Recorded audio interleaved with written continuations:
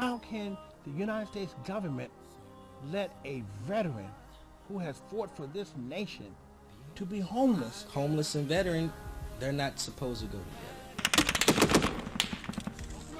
together. Nobody knew why we was in Iraq. We thought we was going to Afghanistan for Bin Laden. One firefight, they got smarter. They're not going to come out and fight us no more. So every day we just rode around waiting to die. When you have that kind of fear of always something about to be happen to you, or that you're going to have to hurt somebody else, that wears on us. They teach you how to amp up. They teach you how to be on alert. They teach you how to defend and fight, but they don't teach you how to calm down afterwards. Vietnam, you did get a break, but now you go over, you come back. You go over, you come back. You go over, you come back. I've known people to go over 12 times. We also find that the success rate of a relationship is very low. Most of these guys end up divorced. A lot of them will end up in suicide, doing suicide, and a lot of us will end up homeless.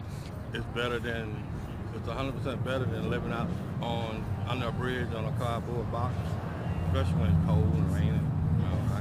I've done that, so I know what it's like. We have veterans that are from the Korean War that were still coming up homeless in this decade.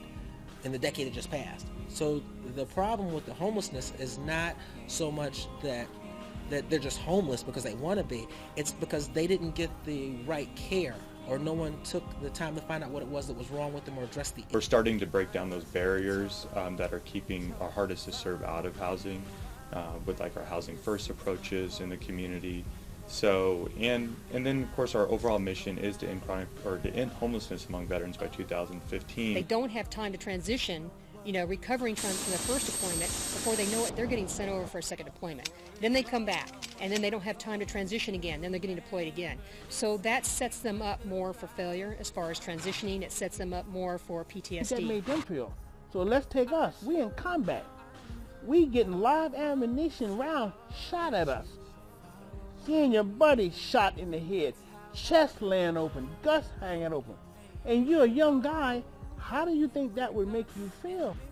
See somebody's head's blown off, and it's not going to haunt you. I mean, it's going to haunt you, the rest of your life. I'd say the worst were the amputations and the burns. So even some decapitations, just, horrible, and it was just day after day after day. If there was some fireworks or something like that going on, it would set him off, a trigger point, if you will, and he would think that he's back in the combat Folks zone. that have PTSD, we have this diagnostical manual. It's kind of the Bible, if you will, of psychological definitions of disorders, things like that. Things like sleeplessness, hypervigilance. Do you find yourself, there's a sound that goes here, and all of a sudden you are so hypervigilant that you are one focused, and you might completely disregard the rest of the room, and that door slamming suddenly feels like a gunshot. But later on he called and he had said that he was going to commit suicide, and I begged him not to do it. And he couldn't comprehend what I was saying. He couldn't put his mind around, stop, let's talk this out, let's have a conversation. It was, no, I'm doing it. I love you. Goodbye. That's it. And that's was his last words. And it led to a depressive episode where I didn't leave my house for 2 months. I failed all my classes, I quit my job, and I just didn't leave my house. Being startled by loud noises, not liking to be around crowds, being hypervigilant, kind of the whole nine, and people not understanding that.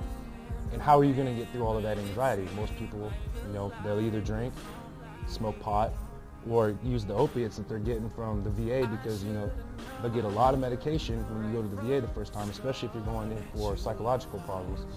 You can get hooked up with a lot of meds. Next thing you know, people are, abusing prescription medication as well. So the person withdraws, and almost always you'll hear, ever since he came back from Iraq or Afghanistan, he's been really quiet. I don't see anything wrong, but he doesn't talk, spends a lot of time in his room, he's outside by himself, or she's outside by herself, and those are the indicators that something's going on, and they don't know how to regulate it. And you stay in that state long enough, and you will commit suicide, because you can't stand it.